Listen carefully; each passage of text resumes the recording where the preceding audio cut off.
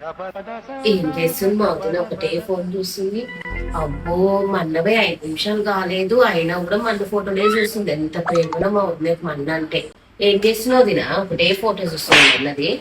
ఏం చేస్తున్నా మీ అన్న 20,000 ఇవ్వమంటే పైసలు మన చెట్లకు వస్తున్నాయి అనుకుంటా వేయండు. డైరెక్ట్ ఇట్లా ఫోన్ లో తిరుగుతున్నా.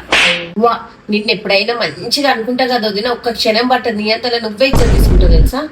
మీ అన్న చెప్పిన మాట ఇంటలేడు చూడు, ఏం జలా చేస్తా నేను. అదే వదిన ఏం చేస్తావు?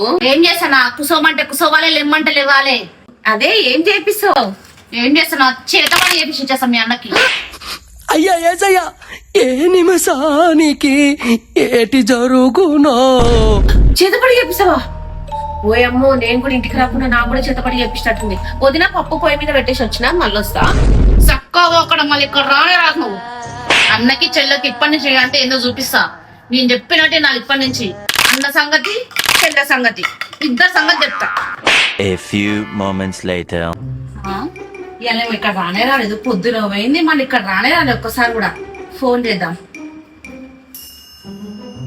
హలో వదిన ఏమైందిరా? ఇక్కడ రానే రాలేదు ఒక్కసారి కూడా పొద్దునండి. పని ఉంది వదిన నాకు. ఏం పని? రా ఒకసారి.